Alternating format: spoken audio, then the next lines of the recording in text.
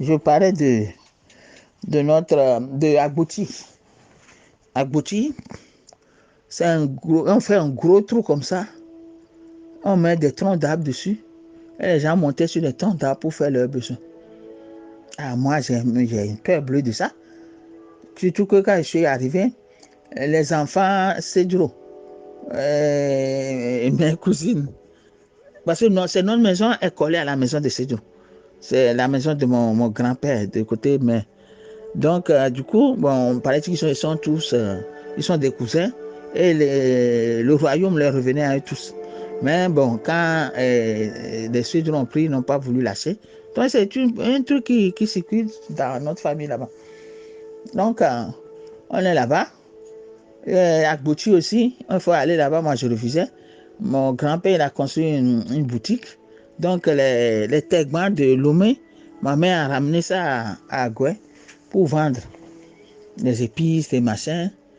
Et il m'a dit à maman, mais rajoute des cigarettes et rajoute la boisson, comme ça va te faire un bon truc. Donc maman me dit, tu trouves toujours un moyen pour avoir l'argent. Je dis, mais moi ça te ferait un peu de tout. Comme on était pendant les vacances scolaires, bon, je venais de passer de 5, comment ça s'appelle, CM1 à CM2. Et puis, pendant les vacances scolaires, ma mère m'a amené là-bas. Moi, je croyais que c'était juste pour les vacances. Mais je ne sais pas quel plan ils avaient parce que les bonnes soeurs disaient qu'on devait m'envoyer à Paris pour continuer mes études. Quand j'aurai mon certificat. Ils m'ont amené là-bas, la nuit et tout. Bon, non, moi, je n'étais pas d'accord déjà. Bon, je dis, bon, pourquoi pas. On est là-bas et tout. On revenait un jour, on a cassé notre porte. On a fait sortir toutes nos affaires. Même le magasin, on a cassé aussi ça. On a sorti nos marchandises et tout. Les gens ont volé. Il a même plu. Je crois que c'est la pluie qui a chassé les gens. Donc on est revenu à un petit tas là-bas, devant la maison. Et puis on lève la tête, on voit le roi Sédro qui était là, qui n'a même pas bronché. J'ai dit à maman, on va aller. Maman dit où ça? Faut pas aller. Donc on a ramassé le peu de trucs là. Il y avait la famille Ariale qui est venue à notre secours. On a amené les affaires chez eux. Donc comme ça, comme on ne peut pas dormir dans la maison où la serrure est cassée et tout. Donc on est parti dormir là-bas. On a dormi. On n'a même pas dormi parce que le matin, maman nous a ramenés à Lomé, Mathie et moi. Pendant ce temps, il y avait l'autre mari qui a pris ses enfants. Tissoglo, Michel Agbeton a arraché ses enfants à maman, qui l'a placé chez sa soeur, frère Benigranto là-bas. Donc on est là, on est resté à Lomé. Et après, maman nous a fait revenir à Agoué encore. On est revenu, reparti. Maman qui dit que maintenant, les gens là lui ont dit qu'ils sont des plantations. Donc on lui a cédé des parties de terrain où elle a commencé à cultiver. À cultiver à deux mains, le second de Gombo là. Gombo et piment et tout ça. Donc on est parti dans la plantation, c'est bien. Mais qu'est-ce que je vois? Je vois un serpent vert. Ah! J'ai pris la main de ma soeur, le temps que maman tourne le dos. J'ai crié, il y a serpent. Maman n'a pas, je ne sais pas si elle a entendu ou quoi. J'ai pris la main de Mathieu, on est parti. On a marché jusqu'à chez mon grand-père. Il avait pris sa retraite, il a construit une maison vers Taraba. Vers Nkafou, quoi, je veux dire. On est parti le voir. Il y avait mon oncle, Jean, à Yao. Victor Akoliche qui habitait chez lui avec sa femme. Sa femme qui est venue crier sur maman. Comme quoi sa soeur Marie soit avec Assogbachal. Et puis Assogbachal est mon copain, plein de conneries, jusqu'à ce que ma mère puisse demander à mon grand-père de l'accueillir là-bas. Ils sont là. On lui dit bonjour, elle ne répondait même pas. Elle répondait dans le nez. Tu ne peux pas aller là-bas, elle te donne de l'eau. Elle te donne rien du tout. Elle t'ignore, quoi. Mon oncle aussi, quand il nous a vu, il a serré le visage. Il nous a dépassés. En complet, pantalon chemise avec cravate. Parce qu'il était agent exploitant au port. C'est mon grand-père lui a trouvé du boulot là-bas. Et après, il nous dépasse, il s'en va. Et on va chez grand-père. J'ai exposé l'histoire à grand-père. Grand-père aussi ne m'écoutait pas. Tout ce qu'il me dit, tu sais, maman, mon petit prénom de ma mère, c'est ma maman. J'ai dit à ton oncle de construire ici pour que je ne puisse pas trouver la place pour marcher. Mais ton oncle ne veut pas le faire. Alors que c'est moi-même qui lui ai trouvé du boulot au port. Je l'ai logé, lui et sa femme et ses enfants, dans ma maison, gratos. Il ne payait pas un centime. De construire, c'est un problème. Il dit, mais on nous a jetés dehors, grand-père. Et maman, grand-père n'écoutait pas. Et du coup, comme j'étais là-bas, chaque fois quand il parle, après il va dans sa chambre. Il fait ça souvent. Comme ça, quand il sait que j'insulte les gens, je ne sais pas, j'insulte, je dis ce qu'il y a de vrai sur les gens. Donc, il va vers la fenêtre pour écouter ce que je lui ai dit. Il dit, mais dans cette maison, il dit à matin, dans cette maison, il n'y a que des radins. On ne vient jamais ici, on nous donne à boire ni à manger. Moi, quand j'accompagne mes copines chez leur famille, là, tout ce qu'on nous donnait à manger, on nous donne ici, là, c'est la famille de... C'est pour ça que je n'amène jamais mes copines ici. Que tu vois, Annie Gri qui est là, c'est mieux, hein. Tu vas voir, grand-père ne va pas nous donner. On va encore partir main vide avec le ventre affamé. Et puis après, on crie, grand-père, nous, on s'en va. Et quand il sort, c'est là où grand-père nous donne Annie Gri, là. Je ne me rappelle plus de son nom en français, de ce fruit. C'est là où on a mangé. Voilà à peu près mes histoires, ma vie. Hein. Comme tout, toi aussi, tu as envié ma vie. Ton frère prospère, insulte ma vie. C'est pour ça que je vous raconte tous ma vie aujourd'hui. Quand on est revenu à Lomé, quand on est revenu, maman nous a suivis, commencé à crier. Mais vous êtes ici, moi je crois qu'on vous a volé. Comment voler? Oui, on vole les enfants partout maintenant. Hein, la tante de ton père, hein, la maman de Brigitte, là, on lui a volé son fils. Tu es au courant? Et vous disparaissez comme ça. Hein? Non, on ne nous a pas volé en tout cas. On a fait un détour chez grand-père. Et grand-père ne nous a même pas écouté. Il parlait que de oncle Jean. Et voilà, on est revenu à Lomé. Il dit, ah bon, il faut quitter comme ça samedi. Hein? Bon, en temps, il y avait ma cousine. Fiorome qui ramenait l'argent à mes 500 francs que papa a envoyé à maman. Je vois Fiorome qui arrive, le temps qu'elle donne l'argent à maman, je lui arrache l'argent de la main. Maman dit, c'est quoi? Je dis, mais non, comme tu cries ici que 500 ne suffit pas. Là, je vais utiliser les 500. Je vais voir si ça suffit ou pas. Comme ça, je vais dire à papa si l'argent suffit ou pas suffit. Comme toi, tu n'as pas le courage d'aller le trouver. Ah, c'est quoi encore ça? C'est quoi comme enfant? Tu ne sais même pas que tu es enfant. Tu te comprends? J'ai pris 500, je suis parti chez Yahoo qui nous vendait, j'allais acheter, comment ça s'appelle? Cigares. C'est en face de votre maison, Yahoo, là, qui vend les cigares et tout ça. Je suis parti acheter 3 Matterhorn, 3 Gauloises et 3 King 16. Et puis 2 ou 3 paquets de bonbons. Et je lui ai demandé des paquets vides. Je lui ai dit non, on nous a demandé un boulot à faire à l'école. Donc, on nous a fait des boîtes pour faire une machin. Donc, elle m'a donné toutes des boîtes vides. Je suis revenu à la maison. Je me demandais à la maman de TP si elle a des assiettes, des anciennes assiettes. Et puis, un truc là, avec quoi ils vendent. Parce qu'elle va dans les villages, elle achète charbon de bois, elle achète maïs et tout ça. Et les enfants de ma cousine venaient, ma cousine à ma vie, venaient l'aider à vendre ces choses, tout ça là. Donc, je lui ai demandé si elle a aussi une table. Une chaise m'a donné. Là, j'ai arrangé tout, j'ai commencé à vendre après 4h30. En détail. Ah, ça gagne sous ça. Hein. Un paquet de cigarettes, tu peux prendre l'argent de 2 paquets à peu près dedans. Donc, moi, je faisais ma nourriture. Je mangeais dedans. Je prenais comme j'aimais le goûter, que ma mère ne me donnait pas tout le temps, c'est l'écrit. Parce qu'il y a la tante Goka qui faisait, la maman de Kofi Kui, faisait du riz vers 4h là, c'est trop bon. Donc chaque fois je demande à maman c'est l'écrit, moi-même je mangeais ça. J'allais carrément dans la maison, dans votre maison de Goka là-bas pour manger directement. Parce que je dis que quand je viens acheter premier là, les gens achetaient vite, ça finit vite. Donc je suis abonné là-bas. Je ne sais pas si c'est ça que vous croyez que j'étais riche ou quoi, j'étais bien traité, j'en sais rien.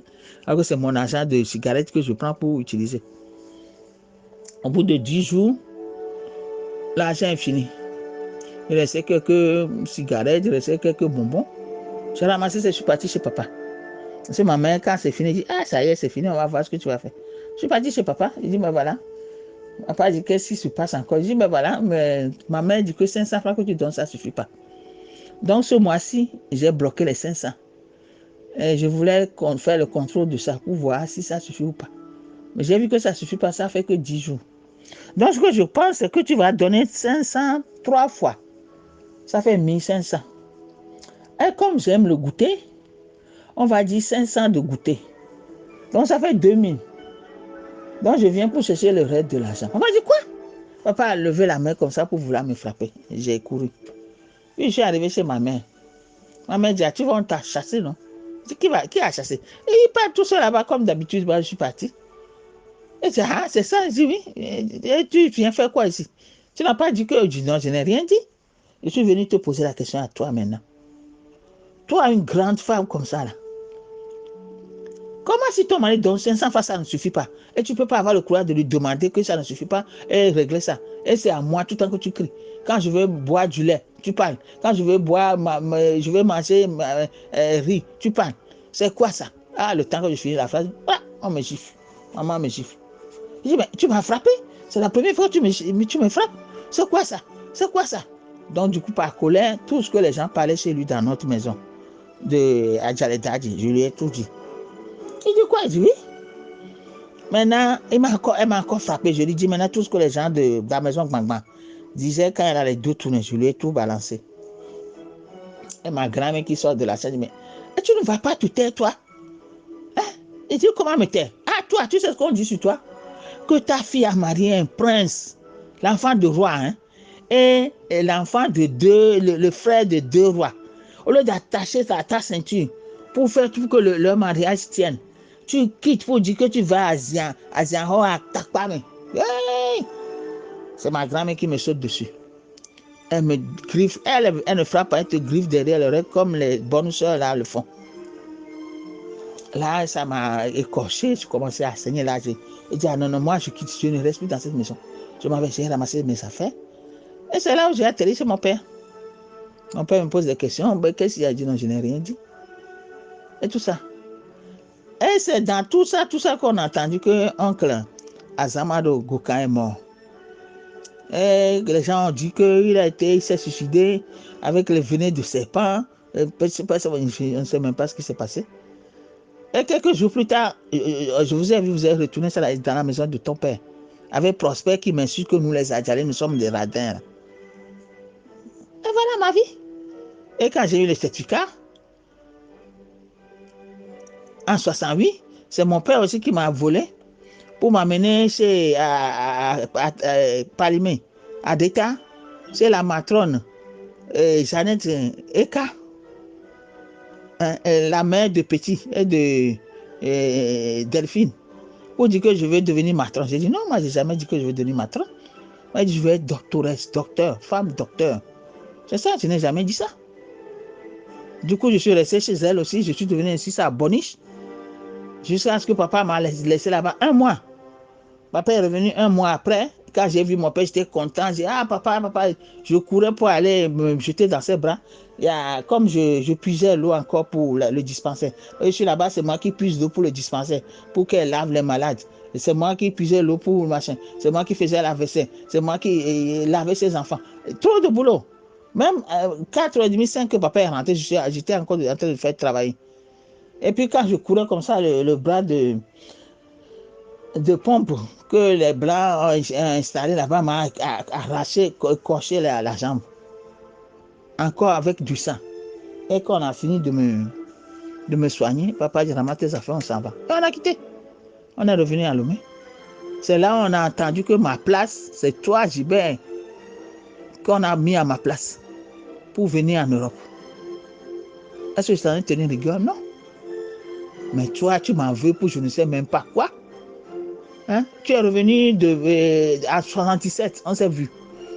Et c'est là où papa te disait qu'il va m'envoyer bientôt en Europe. Et tu m'as donné ton adresse, tes coordonnées. Donc, je suis arrivé, je t'ai appelé, je suis venu te voir. Hein? En tout bien, tout honneur. Mais non, toi, tu as toujours la haine. Je ne sais pas quelle haine que tu as contre moi, tu ne l'as jamais dit. Hein? Un jour, tu nous invites.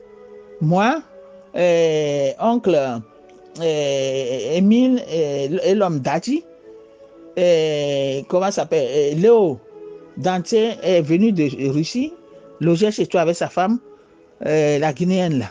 Ils ont fait un enfant. Ah non, j'étais arrivé. Je ne sais pas ce que tu as dit aux autres. Vous tous, vous ne me calculez pas. Vous ne me calculez pas. Vous êtes là entre vous, les gens en train de parler, rigoler. Moi, je suis là seulement à vous regarder. Finalement, c'est quand Léo Dantier, lui aussi qui a menti sur moi, mon père, que Nestor a couché avec moi. Jusqu'à il a fallu que tante Lolo, moi on y est Lolo, Midolidi, me teste avec, comment ça s'appelle là, œuf dur pour voir si je suis vierge. C'est ça qui m'a sauvé. C'est quand il a commencé à se bagarrer avec sa femme, et je suis parti. Sans que personne ne sache si je suis là ou pas. Et du coup, c'est ça, j'ai continué. Et tu as recommencé les mesquineries. Hein? Un homme me drague. J'ai appris qu'il a 3 femmes. Je ne veux plus te dire, le problème est où? Toi, tu mettais Sophie. Donner Sophie à un homme qui a marié 3 femmes. Sophie, maintenant, elle a cherché jusqu'à, elle a trouvé machin, non? Un chinois, métis chinois, non? Est-ce que métis chinois est mieux que noir? Hein? Là, tu as accepté. Mais moi, quand j'ai trouvé des gens, tu dis que tu n'es pas d'accord que je prenne un Zaïrois, un Angolais qui est né au Zaïre, et tout ça. C'est quoi ton problème? C'est quoi ton problème? Et tu dis à mon père de me couper les vivres. Mon père aussi m'a coupé les vivres. J'ai galéré dans ce pays. J'ai galéré. Et c'est la grâce de Dieu que je me suis levé. Je ramène mes frères et soeurs. Tu t'es encore mis dessus. À m'insultant devant eux. À me criant dessus. À me faire des histoires. Jusqu'à ce que je t'ai donné un dinar, non? J'ai demandé à papa de t'envoyer 2000 francs. Francs français, pas moi, que tu as empoché. Jusqu'à ce que tu as acheté une maison en Espagne, non? Ça ne te suffit pas. Non. Il faut mettre Anna par terre. Tu ne vous n'arriverai jamais. Vous savez, ce que Dieu veut que je sois, c'est ce que je serai. Ce n'est pas vous les mauvais là qui vont m'atterrir. Et pendant que tu dis à mon père de me couper les vivres, ma mère est morte. Et toi, tu as vécu avec ta mère, non? Tu as vécu avec ta mère, tu es prospère là. Prospère qui est laissé l'eau coucou, hein? Avec sa bouche, sa langue de vipère là. Vous avez vécu avec votre mère, non? Votre mère est morte à 80 et quelques, non? Moi, je n'ai pas eu ce chance. Ma mère est morte à 40 ans. 40 ans, parce que cette famille de pourriture là n'ont pas voulu l'aider à s'en sortir. On a demandé que 30 000 à bon secours. Ils ont refusé. C'est non-assistance en personne à danger qu'ils ont commis. Un de ces cas, chacun paiera pour ça. Et toi, tu es derrière moi. Hein? Comme à Vomeillon, comme on dit chez nous. Il y a quoi? Mais tu sais, tout se paie ici-bas. Hein? Tu vas le payer, tout le mal que tu m'as fait. Tu vas le payer. Et si tu vas faire quelque chose sur moi, ça va te retourner. Parce que mon père a dit que je suis un enfant de 1 million de dollars ou 1 million de livres pour lui. Chacun va ramasser ça 1 million de fois. Au nom de mon père, ma mère et de Dieu Tout-Puissant. Amen.